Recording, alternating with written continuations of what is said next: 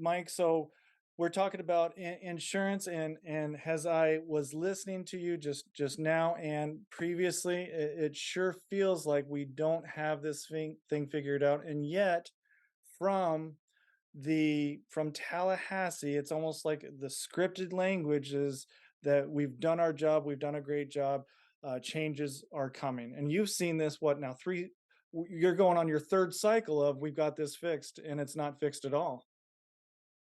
Yeah, I mean, yeah, look, I mean that's exactly right. Every year of the last 5 years, we've had some sort of insurance reform.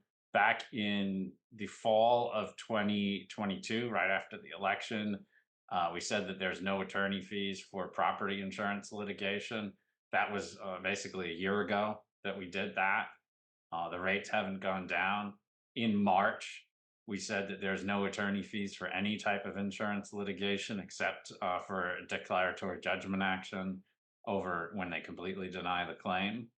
And that those were all almost a year ago. Those two pieces of major legislation. Earlier that year, there had been legislation that spring. There was legislation in 2021. There was attempted legislation in 2020. There was the big AOB package in 2019, and none of those resulted in reduced insurance premiums. Even if they weren't expected to result in reduced insurance premiums, we might have at least expected them to result in the insurance premiums not going up, or if they kept going up, that they would go up at a lesser rate than they had been going up previously. None of that happened.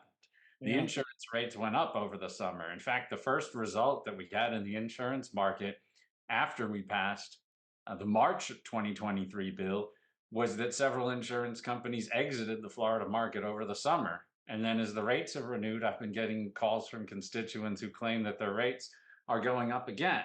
So all we've done is we've reduced consumer protection. Now it's almost impossible to sue your insurance company.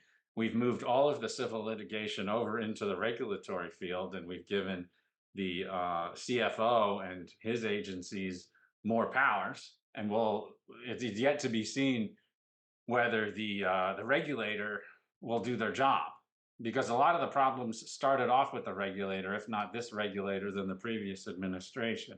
I'll give you an example. For the AOB crisis in 2019, we had a piece of legislation.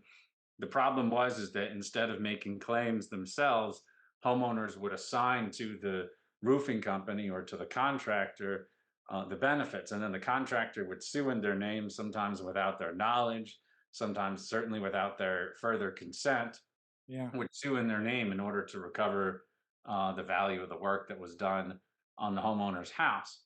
And so that resulted in a lot of abuses and excessive litigation. I asked the OIR, Office of Insurance Regulation Commissioner at the time, I said, why don't you why don't you allow insurance companies to write non-assignable policies?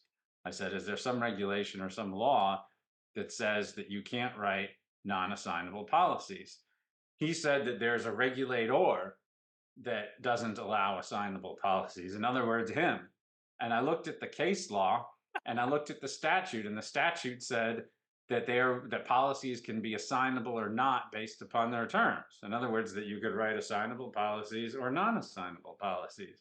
And then I looked at the case law, and the Office of Insurance Regulation had taken a position in litigation that you can't write non-assignable policies. Non-assignable policies are less subject to abuse. They can be underwritten at a lower rate. And then you can give the consumer a choice between assignable and non-assignable policies. And that was possible under the laws prior to the 2019 reforms. So here is the OIR commissioner coming in telling us that we have an assignment of benefits problem. And when I ask him why he doesn't let insurance companies write non-assignable policies, he says that it was because his agency took a position. This is the former OIR commissioner, that his agency took a position in litigation and convinced a court to rule against what the plain language of the statute was, to prevent insurance companies writing non-assignable policies. So the regulator actually created that problem.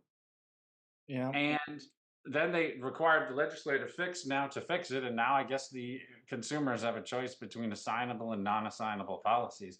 I've never actually seen them write a letter to a consumer saying, here's your premium if you're assignable, here's a lower premium if you're non-assignable. But in any event, that hasn't mitigated the insurance rate. So all we've done is we've reduced consumer protection. You can't sue the insurance company. If you sue the insurance company, you can't get your attorney fees. All of these things have happened, and we still don't have lower insurance rates in the state of Florida. So it would be one thing if we gave up consumer protection and we got lower rates. It's another if we give up consumer protection and our rates continue to increase unabated. And that has been what the result is of all of these legislative attempts to fix the supposed crisis. See, the challenge is that that is such minutia, and I don't mean to be disrespectful in that, but the average voter is like, "What? What did you just say?"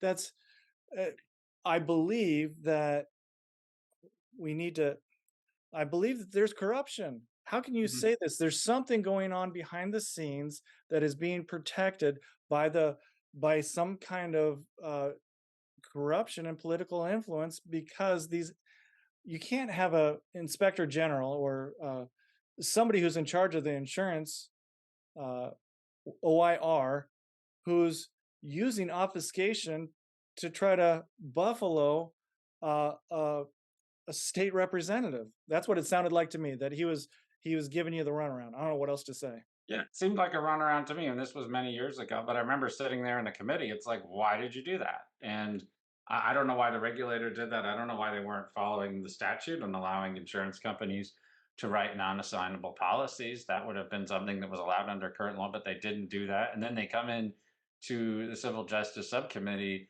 all ostentatiously complaining about a problem that essentially the regulator had created, or at least who hadn't mitigated despite the ample tools at their disposal. Again, the government causing a problem and then asking to have the keys to solve the problem that they created.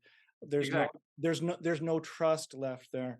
Mhm. Yeah, this has been fantastic, Mike. I appreciate this, and as I've heard you talk about these issues, I go back and I chew on these things because it's systemic of a larger problem of corruption at every area of government and a lack of trust that voters have, and it's reaching a high watermark.